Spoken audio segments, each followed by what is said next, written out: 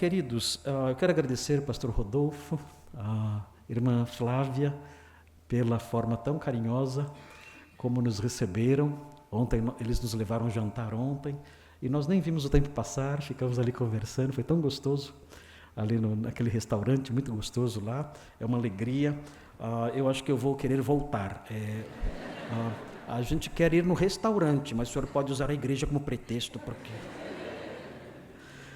Queridos, estou brincando com vocês, é uma alegria estar aqui. E eu quero compartilhar com vocês um pequeno trecho das Escrituras. Eu comecei a estudar novamente o Evangelho de Marcos recentemente para dar estudos na minha igreja. E eu descobri, enquanto eu estudava o primeiro capítulo, eu descobri coisas tão maravilhosas presentes nesse texto, e eu gostaria de compartilhar com vocês essas coisas. No Evangelho de Marcos, no capítulo 1, os versículos 7 a 11... são versículos que falam acerca, entre outras coisas, são versículos que falam acerca de Jesus, o nosso Senhor, o nosso Salvador amado. E é impressionante perceber em cada um dos versículos, nos versículos 7 a 11, são 5 versículos, é impressionante perceber que cada versículo encerra uma verdade sobre Jesus. E eu gostaria de, junto com vocês, eu gostaria que vocês me acompanhassem, na medida em que eu for mostrando esses versículos a vocês, que vocês fossem conferindo as coisas que eu vou dizer e percebendo e detectando juntos comigo essas verdades que emanam do texto acerca da pessoa de Jesus. E são verdades tão maravilhosas, e eu quero mostrá-las a vocês aqui. Claro, nós não queremos impor significados ao texto. Esse é um grande problema que acontece hoje em dia. A pessoa lê um texto bíblico e ela atribui o significado que ela quer ao texto bíblico. E quando você fala, mas não é isso que o texto diz, ela fala assim, essa é a minha interpretação e você tem que respeitar. Isso é um absurdo hermenêutico. Isso é um absurdo exegético. O significado de um texto não reside nas percepções do leitor. O significado de um texto reside na intenção do autor. É isso que temos que descobrir. Por isso, a Bíblia tem um significado só. É o significado pretendido pelo autor. Eu não tenho direito de atribuir sentidos àquilo que eu leio. Se eu fizer isso, eu destruo a mensagem bíblica, colocando, impondo ao texto algo que eu quero impor. Eu destruo a autoridade da palavra de Deus porque eu vou fazer ela falar o que eu quero que ela fale, e não aquilo que ela realmente diz.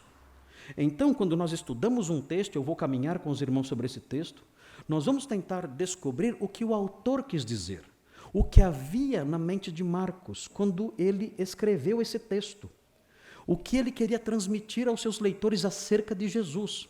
E faremos isso, então, observando naturalmente o significado das palavras e o contexto em que elas foram enunciadas. E com isso, então, nós vamos perceber verdades importantes sobre Jesus, muitas delas nós já sabemos, mas que ficarão gravadas no nosso coração de forma mais indelével, de maneira mais firme e fixa, posto que elas terão um embasamento mais sólido a partir dessa análise. Então vamos fazer a leitura do texto. Diz assim Marcos 1, de 7 a 11, fala assim, e pregava dizendo, após mim vem aquele que é mais poderoso do que eu, do qual não sou digno de, curvando-me, desatar-lhe as correias das sandálias. Eu vos tenho batizado com água, ele, porém, vos batizará com o Espírito Santo. Naqueles dias, veio Jesus de Nazaré da Galileia, e por João foi batizado no rio Jordão. Logo ao sair da água, viu os céus rasgarem-se, e o Espírito descendo como pomba sobre ele. Então foi ouvida uma voz dos céus, tu és o meu filho amado, em ti me comprazo. Muito bem, texto lindíssimo, muito conhecido, todos nós conhecemos essa passagem. Nós vamos então olhar agora para o texto com mais atenção. E os irmãos vão perceber então, juntos comigo aqui, vão perceber as verdades sobre Jesus que estão presentes em cada um dos versículos. Vejam então, a primeira verdade que aparece no versículo 7. Muito fácil de perceber qualquer pessoa pode notar essas verdades sobre Jesus presentes no versículo 7. Olhando para o versículo 7, você descobre que Jesus é poderoso e digno. Percebem isso no texto? Estão vendo isso aí? Jesus é poderoso e digno. O texto diz, e pregava, aqui João Batista, ele pregava, é uma referência a João Batista, ele pregava dizendo, após mim vem aquele que é mais poderoso do que eu. O que significa isso, mais poderoso? Significa que ele é mais forte e tem mais autoridade. Esse é o sentido da palavra que é usada aqui por Marcos no texto original. Ele está dizendo, olha, o que vem após mim, uma referência a Jesus, ele é mais forte, ele tem mais autoridade do que eu. E ele prossegue falando mais, ele diz, dele eu não sou digno de, curvando-me, desatar-lhe as correias das sandálias. O que ele quer dizer com isso? É interessante observar isso aqui. Quando ele fala, eu não sou digno, isso significa o seguinte, eu não estou qualificado, eu não tenho capacidade, eu não estou no nível de ocupar essa posição de alguém que desata as sandálias dele. E isso é curioso, por quê? Porque naqueles dias na Palestina, esse trabalho de desatar as sandálias de alguém era um trabalho realizado especialmente por escravos, mas escravos de baixíssima condição. Naquele tempo existiam muitos escravos e eles realizavam na casa de seus senhores, na casa de seus patrões, por assim dizer, eles realizavam os mais diversos trabalhos. Existiam escravos que eram administradores contábeis de toda a casa. Existiam grandes casas onde o senhor da casa, o dono da casa, o pater familias, como mais tarde começaram a chamar, aí já mais no latim, o pater familias, ele tinha que administrar todos os seus bens, tudo que entrava, tudo que saía, todas as coisas. Ele então tinha escravos habilitados que realizavam isso. Quem educava os filhos daquele homem? Eram escravos habilitados para isso. Eram os paidagogos, aqueles que conduziam a criança no rumo do conhecimento. Então existiam escravos de alto nível, que administravam tudo, eram homens muito capazes. Mas existiam os escravos de um nível mais baixo. Esses escravos de um nível mais baixo eram escravos que lavavam os pés das pessoas. Chegava um visitante, tendo andado nas estradas poeirentas da Palestina, ele então chegava com os pés imundos, e então um escravo, sem qualificação nenhuma, um escravo do mais baixo nível ali na pirâmide daquela casa, esse escravo desatava as sandálias daquele homem e lavava os seus pés. O que João Batista está dizendo? Olhem, considerando a grandeza deste que vem após mim, o Messias, eu, na casa do grande pater familias, que é o Senhor, que é Deus, eu não tenho a qualificação sequer, nem mesmo para lavar as sandálias dele. Eu não tenho qualificação nem mesmo para desatar as sandálias dos seus pés. Dada a sua grandeza, a sua dignidade, o seu poder, a sua grandeza sem fim. E ele enxerga assim o Messias. Irmãos, essa visão tem que ser resgatada hoje. Por quê? Porque nós temos visto hoje em dia, no meio evangélico, uma linguagem e uma postura diante de Jesus que é vergonhosa. São coisas vergonhosas. Jesus é o cara lá de cima. Cara lá de cima. O que é isso? As coisas que são ditas sobre Jesus são coisas vergonhosas. Inventaram um Jesus que é amigo de toda ralé, de toda patifaria que existe por aí. Inventaram um Jesus assim. Inventaram um Jesus que tem raiva de quem vai na igreja e é amigo dos botequeiros e de quem vai em prostíbulo. É assustador ver isso. E eles dizem, olha não, o Jesus quando veio aqui, ele andava com prostitutas, ele andava com cachaceiros, ele andava com toda a patifaria, e ele tinha raiva de quem é no templo. É isso mesmo? Quem dizia isso eram os inimigos de Jesus na época. Era isso que ele fazia? Não. Quando o Senhor Jesus se aproximava das pessoas nessas condições morais baixíssimas, o que ele dizia para elas? Arrependam-se. Arrependam-se, porque se vocês não se arrependerem, no dia do juízo haverá maior rigor para vocês do que houve para Sodoma e Gomorra. Ai de ti, Corazim. Ai de ti, Betsaida. Quem morava em Corazim e Betsaida? Os fariseus? Os saduceus? Os sacerdotes? Não. Pessoas comuns. Pessoas de baixa classe. Todos ali. Carpinteiros, pescadores, pessoas normais. E ele disse, se vocês não se arrependerem, haverá maior rigor para Sodoma, para vocês do que houve para Sodoma. Então o Senhor não era assim. Ele não dava tapinha nas costas de gente suja, não. Ele se aproximava os chamando de doentes, dizendo os doentes precisam de médico. E ele se aproximava dos doentes e pregava para eles. Se eles não se arrependessem, ele dizia, vocês perecerão. Vocês perecerão. Ele não era o amigo da canalhada. Não, se é que existe essa palavra, não sei se existe, canalhada, não sei. Ele não era o amigão do peito das pessoas sujas e imorais. Não. Inventaram esse Jesus porque esse Jesus aprova tudo. Inventaram esse Jesus porque esse Jesus não mexe com a minha consciência. Mas quando eu aprendo da palavra de Deus, eu vejo, sim, ele se aproxima de pessoas sujas, mas não se aproxima para passar a mão na cabecinha delas, não. Ele se aproxima amorosamente dizendo, arrependa-se e abandone essa vida. Porque se você não fizer isso, o juízo de Deus um dia virá sobre você. Quando nós olhamos esse texto e vemos essas palavras, o Senhor é poderoso e digno, isso muda o nosso pensamento acerca de Jesus. E nós então passamos a ter uma postura mais piedosa. E isso nos distingue do mundo. Vejam o que diz Tito 2. Abra sua Bíblia rapidinho, o meu tempo é curtinho e eu não quero abusar da paciência de vocês.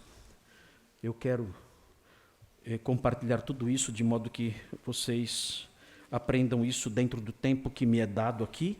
O pastor falou que eu posso ir até as 14h, então eu não quero passar disso, quero só até as 14h. E assim, então, eu vou conseguir com tranquilidade passar para vocês tudo o que eu quero passar. Mas vejam o que diz o versículo 12 aqui. Olha só, começando com o versículo 11, é muito lindo esse texto aqui, eu gosto demais desse texto. Fala assim, portanto, a graça de Deus se manifestou salvadora a todos os homens. Aqui, todos os homens significa judeus e gentios. Há muitos homens que nunca conheceram a graça de Deus. Mas a graça de Deus se manifestou salvadora a todas as tribos, raças, línguas e nações. Educando-nos, veja aqui que interessante. A graça nos educa, a graça é um paidagogos, ela nos ensina. E o que ela nos ensina? Educando-nos para quê? Renegadas a impiedade e as paixões mundanas. Vejam que a graça de Deus nos ensina. Ela tem duas matérias. Ela nos ensina a abandonar a impiedade. O que é impiedade? A impiedade é quando você passa por um mendigo e não dá esmola. Você tem que ter piedade da pessoa. Não, não é isso. Você quer dar esmola para o mendigo? Pode dar, não tem problema. Mas não é esse o sentido da palavra impiedade aqui, ou piedade. Piedade tem um outro significado. A palavra piedade, acebeia, significa reverência para com as coisas sagradas. Isso é piedade. Quem é o homem pio? Quem é o homem pio? O homem pio, o homem piedoso, é o homem reverente. É o homem que vê as coisas de Deus, ele respeita. Ele não zomba, ele não diminui, ele não despreza. A marca do mundo, aqui nesse versículo, é a impiedade, ou seja, o mundo é irreverente. O mundo se refere a Deus, à palavra de Deus, às verdades de Deus, ao povo de Deus de modo zombeteiro.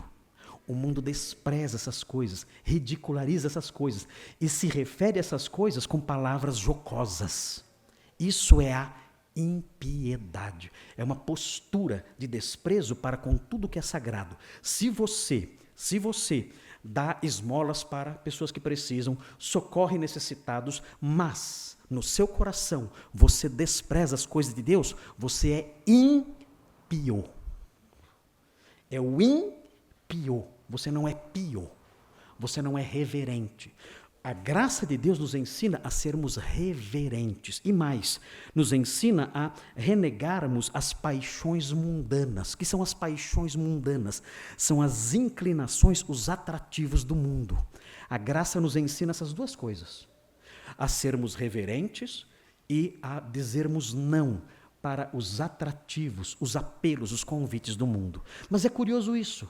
Quando nós aprendemos sobre quem é Jesus no texto que estamos estudando, ele é poderoso e ele é digno, nós crescemos em piedade.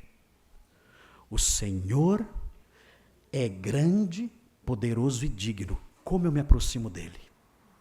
Com piedade, de modo reverente. Eu não digo jocosidades acerca dele. No culto dele, eu não me comporto de modo indiferente. Eu não fico durante o culto a ele, eu não fico no celular brincando de joguinhos, eu não faço isso. Longe de mim isso. Eu não fico com brincadeiras tolas durante o culto a ele, não, nada disso. Eu sou reverente. Diante dele no seu culto, diante dele na minha vida, eu demonstro piedade, reverência, porque ele é grande, porque ele é digno. E João Batista, um homem do calibre dele, dentro do reino, disse que não tinha posição dentro da casa de Deus para sequer desatar as correias das suas sandálias. O que direi de mim então? Então diante dele eu me prostro, e eu adoro, e eu sirvo, e eu respeito, e o meu coração se curva, ele se faz genuflexo, ele dobra os joelhos diante dele, porque ele é o meu rei adorável. É essa a minha postura aqui, é essa a minha resposta. A graça me ensinou a abandonar a impiedade e a renegar as paixões mundanas e viver neste mundo de modo piedoso, de modo justo e de modo sensato. E é assim que eu vivo, porque a graça me ensinou. Eu sou um aluno da graça. E a graça usou esse texto de Marcos para me ensinar essas coisas. Diante do meu Senhor, eu me prostro e eu adoro. E eu respeito profundamente, e eu falo com ele, eu escolho as palavras para falar com ele. Porque ele é grande, ele é digno mais do que tudo. E diante dele, então, eu ajo assim, de modo piedoso, com temor e tremor. É importante isso, queridos. A teologia tem que sair da cabeça e descer para as mãos. A teologia tem que sair da cabeça e descer para os pés, para a língua, para os ouvidos, para aquilo que nós fazemos. Ela tem que moldar o nosso modo de viver. E aprendemos isso aqui. João Batista olhava para Jesus e ele então tinha temor e tremor, porque sabia que estava diante de alguém de uma dignidade inigualável.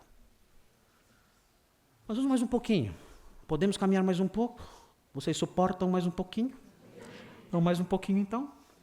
Vamos ver então, no próximo versículo, uma outra verdade sobre Jesus. A primeira verdade é esta: ele é poderoso e digno. E agora vem a segunda verdade no versículo 8. Vejam só o que diz o versículo 8. Eu vos tenho batizado com água. Ele, porém, vos batizará com o Espírito Santo. Meu Deus. Não existe no meio evangélico moderno uma área de mais confusão do que essa. Não existe.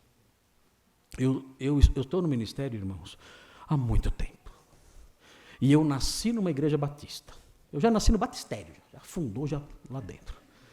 Então conheço o meio evangélico há muitos anos. Nasci no meio evangélico. E queridos, o diabo, a doutrina que o diabo quis destruir foi exatamente essa aqui. Uma das que ele mais quis pisar em cima foi essa. Quando nós falamos batismo do Espírito Santo, sabe o que as pessoas pensam? Em baderna, em gente pulando, gritando, latindo. Já viram isso? Gente latindo na igreja, de 4, rosnando, berrando, gritando, dançando. O que é isso? Não, eu fui batizado pelo Espírito Santo. Você é um safado, é isso que você é. Você é um blasfemo. Isso é uma imensa blasfêmia, o que você acabou de dizer. O Espírito Santo faz isso com o ser humano? Ele pega a imagem e semelhança de Deus e joga no chão e manda latir? É isso que ele faz? Meu Deus, de onde vocês tiraram essas coisas? Como o diabo foi capaz de forjar essa mentira no mais profundo inferno e fazer você acreditar nisso? É assustador. O que a palavra de Deus diz sobre essas coisas? Vamos voltar às Escrituras, vamos aprender o significado dessas coisas e vamos nos nutrir disso e nos alegrar com isso, queridos. Nós estamos diante de uma realidade, de uma expressão, batismo com o Espírito Santo, das mais maravilhosas que pode haver. Vamos entender isso melhor. O que é isso? Vos batizará com o Espírito Santo. É claro, se os irmãos olharem em João 7, é claro que o batismo do Espírito Santo se refere à dádiva do Espírito Santo, é claro. Não há como fugir dessa realidade. Veja o que diz João 7. É um texto muito importante, os irmãos têm que grifar na sua Bíblia, porque é o que distingue os santos do Novo Testamento dos santos do Antigo Testamento. Veja o que diz João 7. É muito interessante isso. Nós aprendemos isso no seminário, já logo no primeiro ano de seminário. Veja o que diz João 7, 38 e 39. Muito importante. Olha só, vejam só que trecho curioso. Diz assim: no último dia, João 7, 37. No último dia, o grande dia da festa, levantou-se Jesus e exclamou: se alguém tem sede, venha a mim e beba. Quem crer em mim, como diz a Escritura, do seu interior fluirão rios de água viva. O que é isso? Significa que se você for crente, você nunca fica triste. Nunca fica triste. Está sempre vibrando. Não, vitória, vitória. Você está triste? Pecado, vai para o inferno. Pessoa sem fé. É isso? Não. Quando eu era garoto, tinha um corinho que falava assim: quem tem Jesus gosta de cantar. Está sempre sorrindo, mesmo quando não dá. Tropeça aqui, cai acolá. Mas de novo levanta e começa a cantar. É um imbecil um cara desse. Que história é essa? Que bobagem é essa? Quem disse isso? Essa foi a experiência dos profetas? Sempre sorrindo? Levando paulada e sorrindo? Bate mais, que gostoso. Queridos, que bobagem é essa? Quem ensinou isso? De onde tiraram isso? Isso é um sonho tolo. Isso não existe, nunca existiu. Nunca. Então, o que é isso? Rios de água viva correndo, fluindo do interior da pessoa. Muito simples. O versículo que vem a seguir explica. É fácil, não precisa inventar.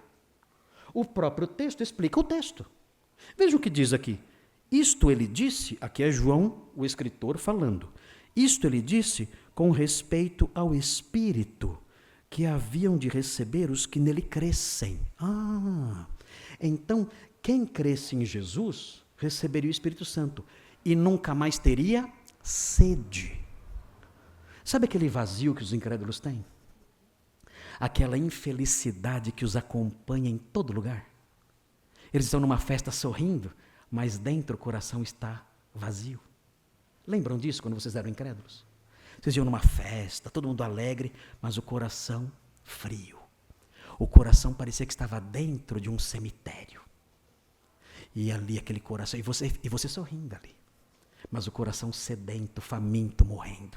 Aí você ia para casa, colocava a cabeça no travesseiro, aquele vazio invadia você. Aquela angústia, que você não conseguia explicar por quê. Você não sabia por quê, você dizia, mas está tudo bem. Em casa está tudo bem, no trabalho está tudo bem. Por que eu sinto essa angústia, essa fome dentro de mim? O que é isso? Essas coisas, esse vazio espiritual, é o que o Senhor Jesus diz que acaba aqui. Ele dá o seu espírito e essa sede desaparece. Quem vem a mim, ele disse, nunca mais terá fome. E quem crê em mim, nunca mais terá sede. Eu já comi e já bebi, eu nunca mais tive sede nem fome. E se você já comeu e bebeu, você também nunca mais teve sede e fome. Por quê? Ele deu o seu espírito a você. É o meu relógio aí, que já é o meu sinal para ir embora? Não? Ah, tá. Então vamos mais um pouquinho aqui. Eu pensei que era o relógio do pastor, falando para eu parar. Não? Então, vejam então o que é isso, o que é esses rios de água viva. É o Espírito Santo habitando na pessoa e matando a sede. O texto diz, ele disse isto com respeito ao Espírito que haviam de receber os que nele crescem, pois o Espírito até aquele momento não fora dado. Era diferente a forma como o Senhor supria a necessidade dos crentes do Antigo Testamento. E por que isso não tinha acontecido? O texto explica, porque Jesus não havia sido ainda glorificado. Quando ele foi glorificado, ele enviou o seu Espírito. Agora quem crê nele recebe o Espírito Santo. E mata a fome, e mata a sede para sempre. Foi a nossa experiência, isso aconteceu conosco. Não estamos falando de coisas estranhas aqui. Todos os crentes sabem do que eu estou falando. Sabem dizer, olha, eu era um homem sedento, sequioso por dentro. Mas quando eu criei em Jesus, minha vida não melhorou, minha vida financeira não melhorou. Alguns até melhoraram, outros até pioraram. Mas não é esse o caso. A questão é que aquela fome, aquela sede, aquela angústia interior desapareceram. Aquele fardo acabou. Ele encheu meu coração. O que é isso? Isso é o cumprimento dessas palavras. O texto então de João fala, olha, ele vos batizará com o Espírito Santo. E o que é então esse batismo? É essa dádiva do Espírito, mas vai além disso. Vejam outro texto para incrementar esse conceito. Vamos incrementar o conceito. Veja Mateus 3, onde isso é melhor explicado. Mateus 3. Eu coloquei na internet esses dias um filminho explicando isso. É um desenhinho, não sei se vocês viram na internet, um desenhinho explicando esse texto aqui. Depois procurem lá. É um desenho que eu fiz, desenho animado. Vejam aqui o que diz Mateus 3:10. Vejam o que fala aqui. Olha só, Mateus 3:10. Já está posto o machado à raiz das árvores. Toda árvore, pois, que não produz bom fruto, é cortada e lançada ao fogo. O que é fogo aqui? Castigo, né? É um castigo. Veja o versículo 11. Eu, João, vos batizo com água para arrependimento. Mas aquele que vem depois de mim é mais poderoso do que eu, e cujas sandálias não sou digno de levar. Ele vos batizará com o Espírito Santo e com fogo. O que é fogo mesmo? Juízo. Então Jesus batiza de duas formas. Todo mundo vai ser batizado por Jesus, todo mundo. E ele batiza de duas formas. Ele batiza com o Espírito Santo e batiza com fogo. Você escolhe o batismo que você quer. Mas que ele vai te batizar, vai. Não tem dúvida. Ou ele lhe concede o Espírito Santo, ou ele batiza você com fogo. Ele lhe concede fogo. Fogo não é pular, cantar, chorar e cair no chão. Não é isso não. Fogo nesse texto, de acordo com o versículo 10 e com o versículo que vem agora, o 12, é juízo. Vejam como isso se repete, como ele explica isso no versículo 12. A sua pá, ele a tem na mão. Jesus tem uma pá na mão. Aqui ele é comparado a um homem que fez uma colheita. E tem ali tudo que veio nessa colheita. E ele diz, recolherá o seu trigo no celeiro, o que é isso? É o batismo do Espírito Santo. E vejam outro, mas queimará a palha em fogo inextinguível. O que é isso? É o batismo com fogo. Então nós aprendemos no versículo 12 o significado do versículo 11. O que é então ser batizado com o Espírito Santo? Além do Espírito Santo habitar na pessoa, de acordo com João 7, ele coloca a pessoa, ele insere a pessoa no celeiro de Deus.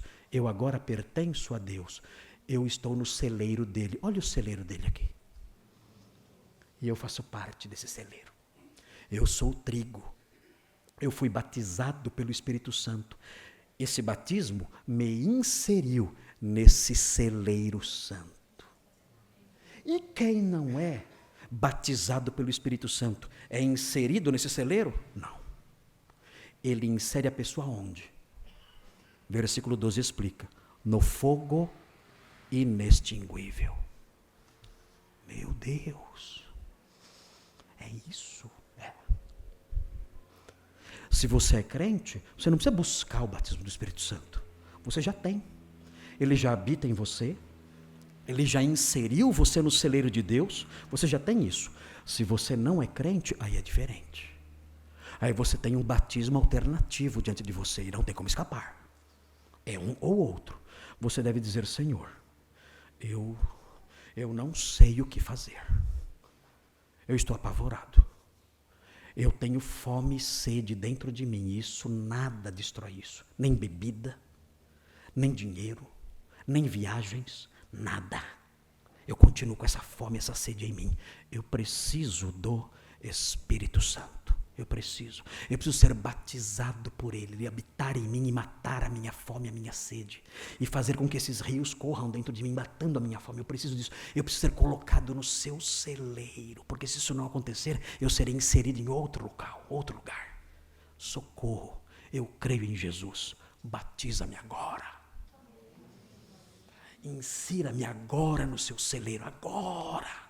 Eu não quero mais fome e sede no coração. Não quero mais isso. Batiza-me já. O Senhor faz isso. É interessante, é muito curioso observar o texto de Ezequiel. Vejam o que diz Ezequiel 36. É maravilhoso isso. É maravilhoso. Como eu queria poder falar até às 3 da tarde. É que eu não posso. Não posso falar. Vocês vão ficar com raiva de mim e vão me expulsar daqui. Eu nunca mais vou voltar para Sorocaba. Então não posso falar até as 3 da tarde. Tenho que falar bem rapidinho aqui até as 10h30 tem que parar. Ok, eu vou tentar parar às 10h30. Vamos lá. Olha só o que diz Ezequiel 36. Gente, o que nós temos aqui, importante, antes de lermos o texto, importante. O que nós temos aqui é a promessa da nova aliança. Vocês já ouviram falar da nova aliança? Quando Jesus estabeleceu a ceia, o que ele falou? Este é o sangue da nova aliança. O que significava isso? O sangue da nova aliança. Estava dizendo o seguinte: olha, por meio do meu sangue, a nova aliança será selada e será inaugurada. Mas o que é isso? O que é a nova aliança? Por meio da morte dele, do derramamento do sangue dele, a nova aliança será inaugurada, será iniciada, será viabilizada. É isso? É. Deve ser algo muito bom, mas é. Mas o que é essa nova aliança? Muito simples. Vamos olhar para Ezequiel. Veja o que diz Ezequiel. Ezequiel fala da nova aliança. Veja o que diz Ezequiel 36, versículo 25, falando sobre essa nova aliança. Ele diz assim, Ezequiel 36, 25. Ele vem falando sobre essa aliança e chega no versículo 25. Ele fala assim: Então, havendo essa nova aliança, entrando essa nova aliança, olha o que ele faz. Aspergirei água pura sobre vós, e ficareis purificados de todas as vossas imundícias, e de todos os vossos ídolos vos purificareis. O que a nova aliança faz? Ela lava, ela purifica. O que mais ela faz? O que mais ela faz? Dar-vos-ei coração novo. O que mais ela faz? Dá um coração novo. O que mais ela faz? E porei dentro de vós espírito novo. Tirarei de vós o coração de pedra e vos darei coração de carne. Porei dentro de vós o meu espírito. Olha, vejam isso. É o batismo do Espírito Santo. Porei dentro de vós o meu espírito e farei com que andeis nos meus estatutos, guardeis os meus juízos e os observeis. Meu Deus! O que é isso? Isso é maravilhoso demais. Olha o que ele faz na nova aliança. Vocês perceberam? Dá fazer um sermão aqui. Eu vou pregar outro sermão agora. Não dá tempo. Mas, pastor, tem muitos pontos aqui para o nosso sermão de domingo que vem. Muitos pontos. Vejam o que a nova aliança faz. Eu posso fazer uma lista. Vejam, ela dá um coração novo, ela coloca um espírito novo dentro de nós, ela remove o coração de pedra e dá um coração de carne, ela põe o espírito dentro da pessoa, ela faz com que a pessoa ande dentro dos seus estatutos, e o versículo 5 fala que ela perdoa e purifica. O que mais eu preciso? Jesus fala então, vejam, o meu sangue é o sangue que inaugura isso. Quem crê em mim entra para esta aliança e recebe purificação de pecados, recebe um coração novo e recebe o Espírito Santo. É isso que acontece. Vocês se lembram quando Jesus falou assim, vocês precisam nascer da água e do Espírito? Sabe o que é isso? Eu já ouvi tanta explicação sobre isso. Tem que ser batizado na água do batistério. Tem que nascer fisicamente, porque o bebê fica dentro da água. Gente do céu, meu Deus. Não tem nada a ver nada disso. O que é nascer da água e do Espírito? Jesus estava fazendo uma alusão a esse texto aqui, que fala de ser lavado pela água e habitado pelo Espírito. Por isso ele disse para Nicodemos, você tem que nascer da água e do Espírito. Nicodemos era mestre em Israel. Ele se lembrou na hora de Ezequiel 36. Ele sabia, eu tenho que entrar para a nova aliança. Ele aprende, Nicodemos, não exatamente naquela hora, porque ele se confundia um pouco no começo, mas mais tarde, certamente, ele descobriu o significado.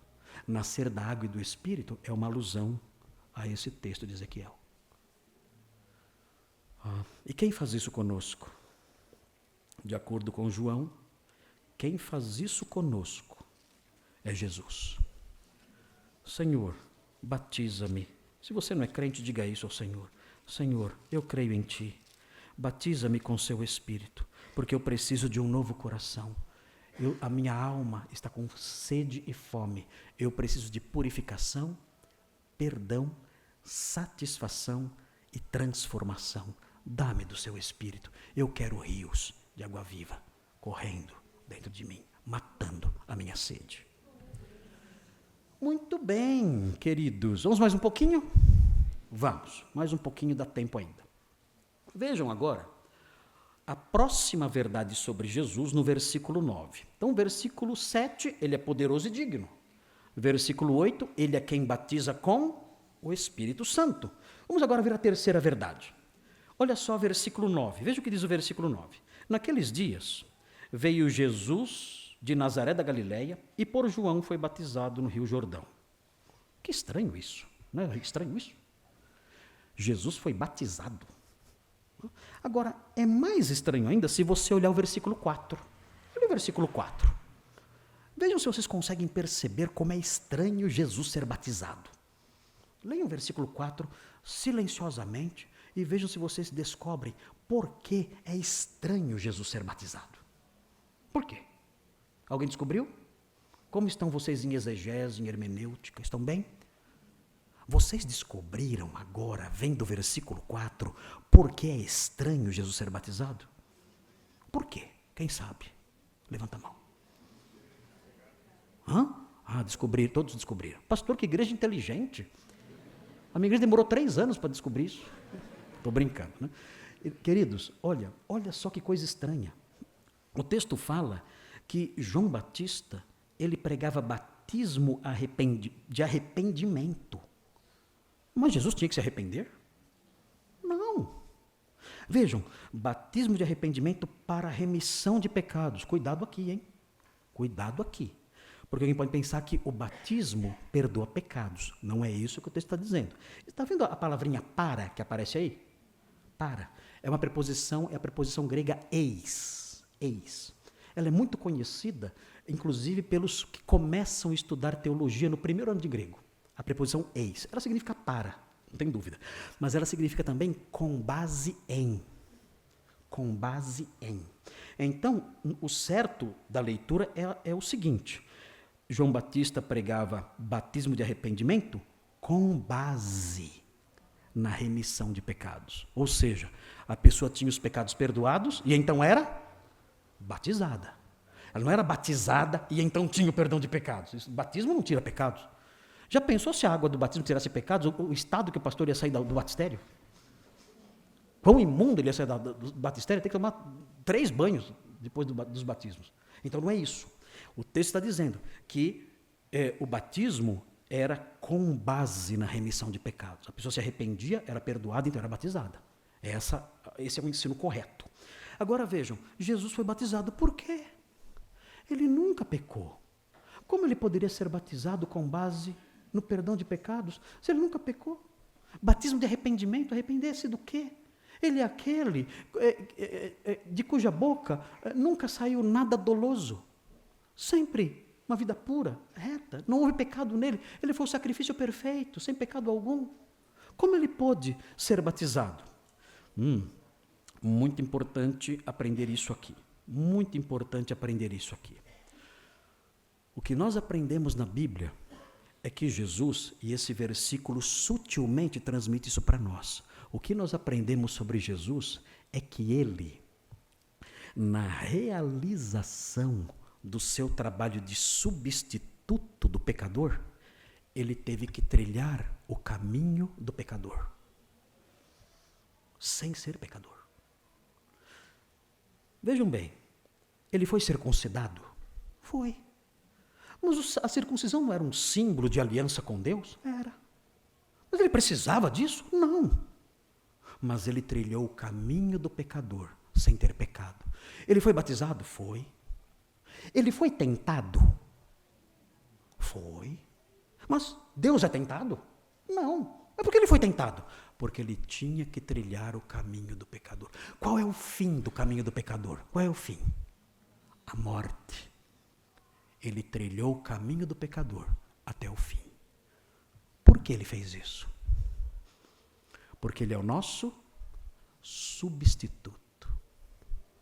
Como substituto do pecador, ele trilhou o caminho do pecador.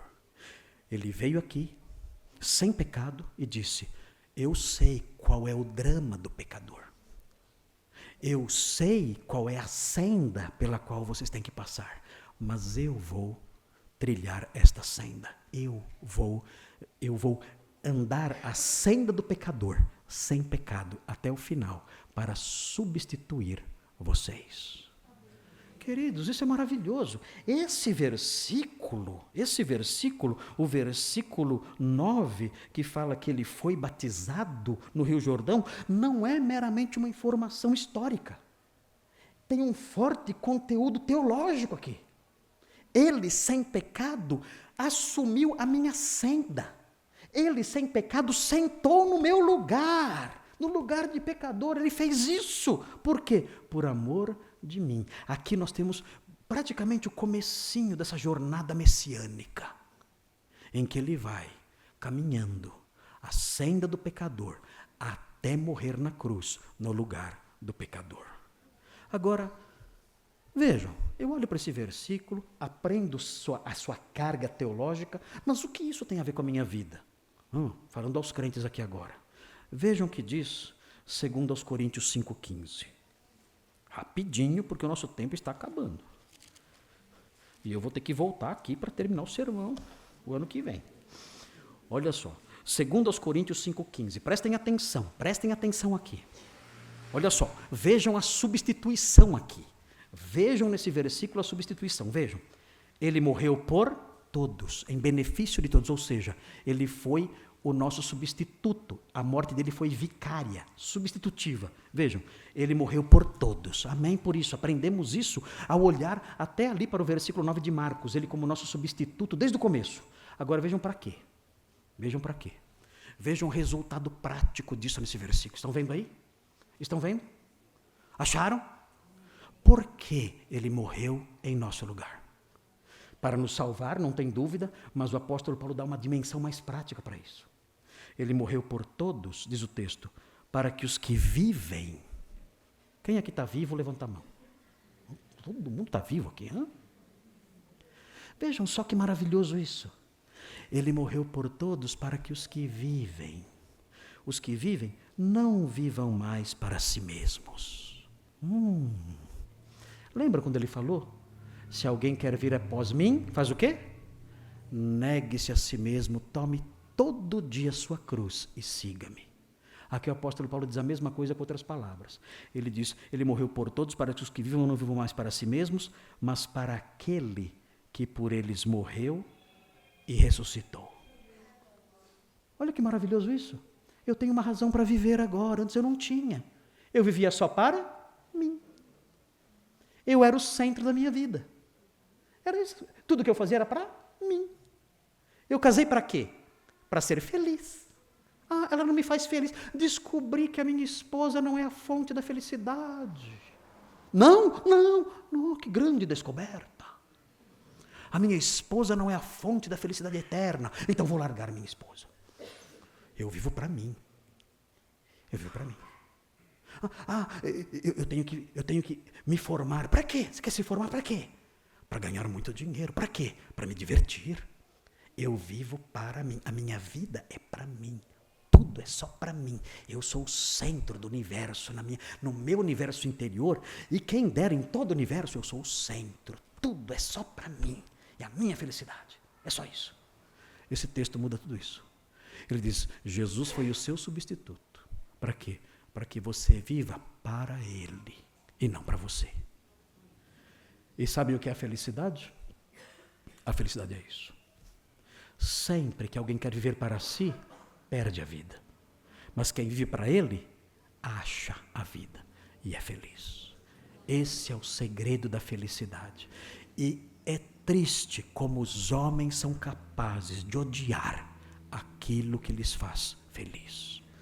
Filhos de Adão, como vocês são capazes de fugir daquilo que pode lhes dar felicidade.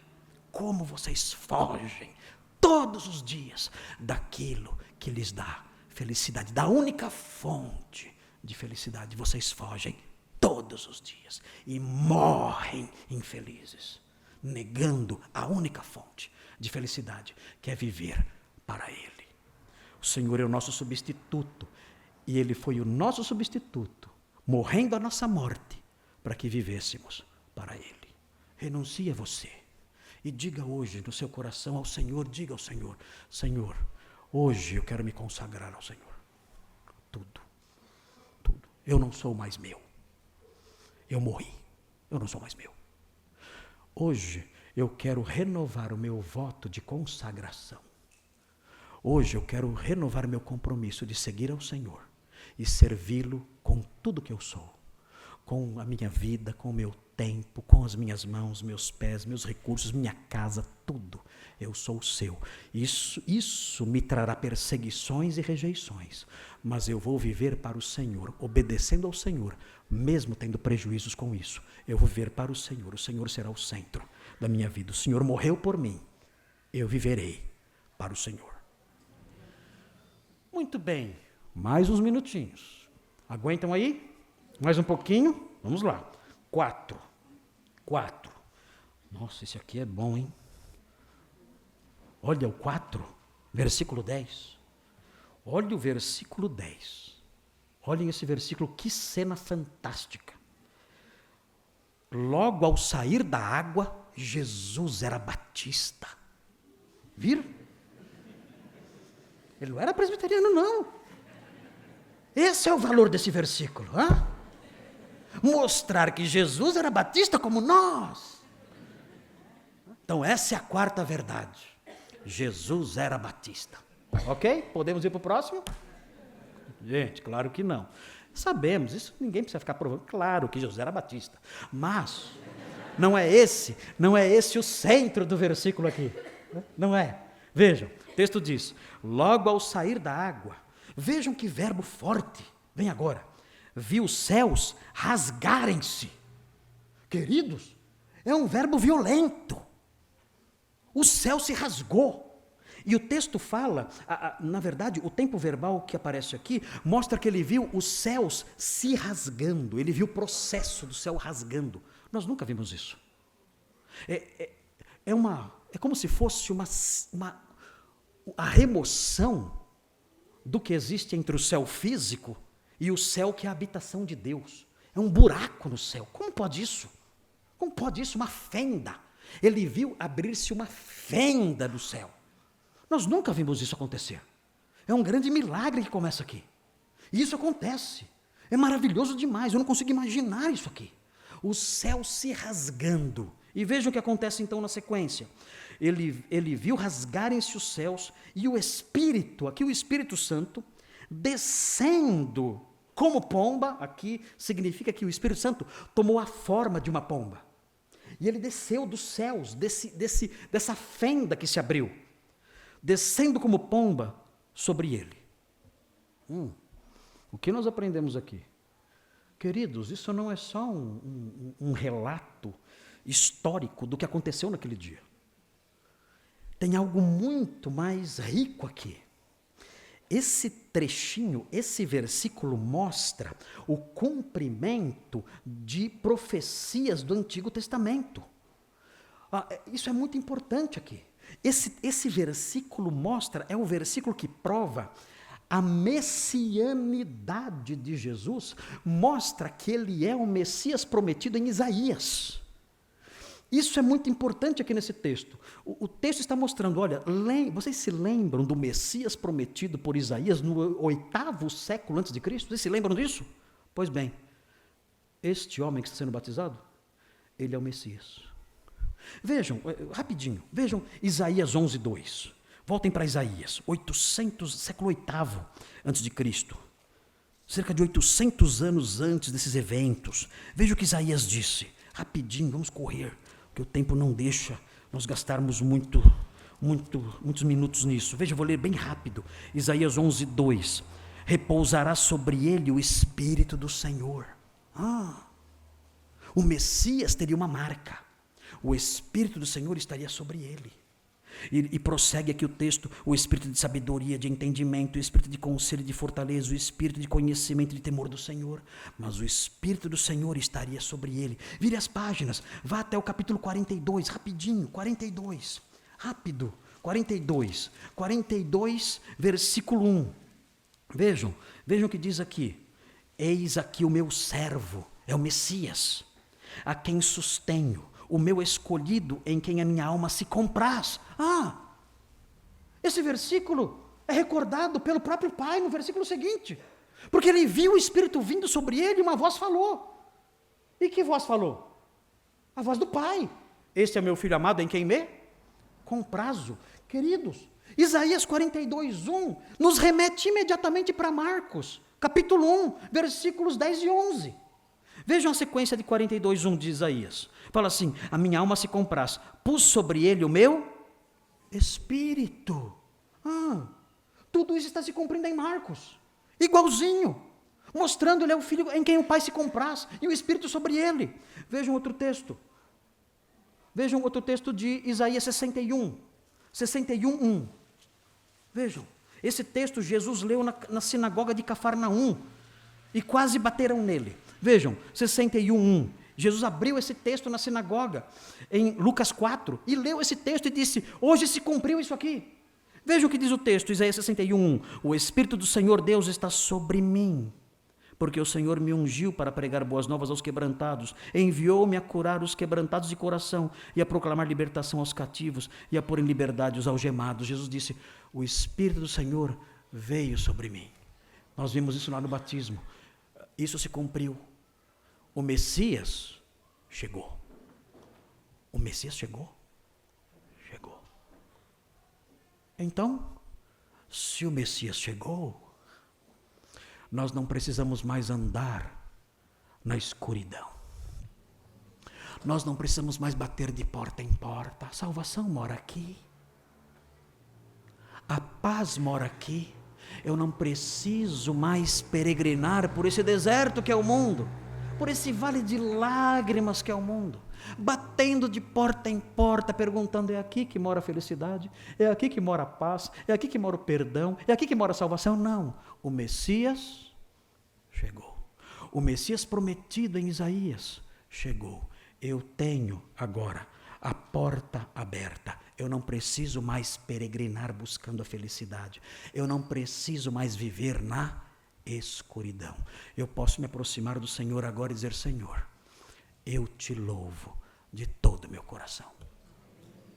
A porta da salvação se abriu. O Messias chegou. As profecias de Isaías se cumpriram.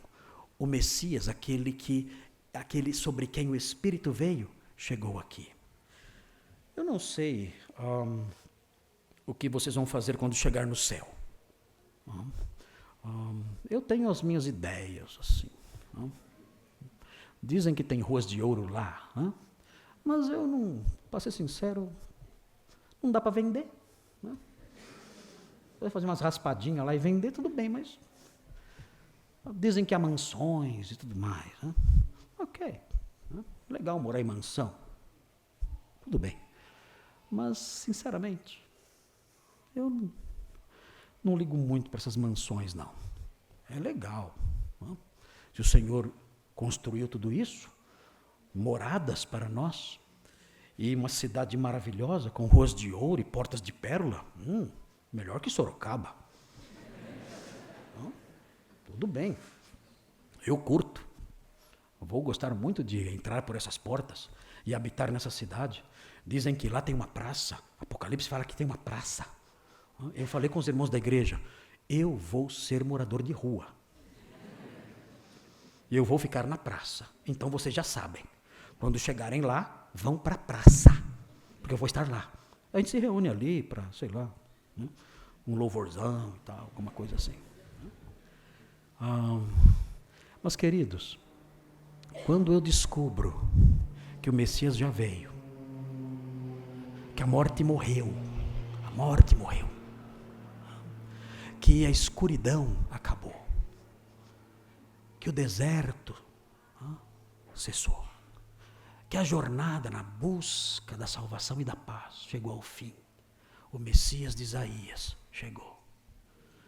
Isso invade meu coração de gratidão, de modo que, quando eu estiver diante dele, eu quero, queridos, sem apelações, eu convido vocês a partilhar desse meu sentimento. Eu quero me prostrar por pelo menos uns 12 bilhões de milênios. E eu quero dizer ao meu Senhor, obrigado. Obrigado, obrigado, obrigado, obrigado, obrigado, obrigado, obrigado, obrigado, obrigado, por toda a eternidade. Obrigado, obrigado, obrigado. Porque o Senhor pôs fim à escuridão. O Senhor pôs fim ao tempo de busca. O Senhor me deu dignidade, me revestiu com seu manto de salvação, encheu meu coração de esperança, me lavou e agora me trouxe para habitar com o Senhor. Obrigado, obrigado, obrigado, obrigado, obrigado, para sempre. Bem, não dá para eu terminar o sermão. Tem mais um ponto. Eu vou só falar qual é. Posso, pastor, só falar? Pode? Ok. O último ponto é claro, está no versículo 11. Quem Jesus é à luz do versículo 11? Está facinho, hein? Quem ele é à luz do versículo 11? Quem ele é? Ele é o Filho amado em quem Deus se compraz. O que significa isso? Posso falar? O que significa? Pode? Ok, vou falar. Isso significa que Deus se agrada de Jesus. Ele olha para Jesus e é como se ele dissesse, a vida dele me faz feliz. Eu me deleito, eu me agrado quando eu olho para ele. Quando eu olho para a vida dele, isso me faz feliz. Quando a minha filha nasceu, a Isabela, queridos, eu não sei quantos aqui tiveram essa experiência, a primeira experiência de paternidade. Queridos, quando eu vi pela primeira vez a minha filha, ela saiu enrolada num pano, toda sujinha. O médico disse, vem cá, vem ver, é sua. Eu fui. Ele abriu o paninho e eu vi. Eu vi meu bebê, meu primeiro bebê. Queridos, foi mágico. Eu mudei. Eu virei outra pessoa. Eu fui invadido por um tsunami de amor que eu nunca tinha experimentado na vida. Nunca. Eu entendi o que é amor de pai. Aí eu entendi tudo que meu pai falava. O dia que você... Aí eu entendi. Antes eu falava, pai, sai daqui.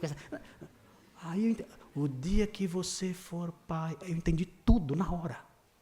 Um tsunami de amor que me tomou conta. E eu sabia que eu morreria por ela 1 milhão de vezes. Eu sabia que eu seria capaz de morrer por ela 1 milhão de vezes. Tamanho amor que eu tinha por ela. E eu coloquei um apelidinho nela.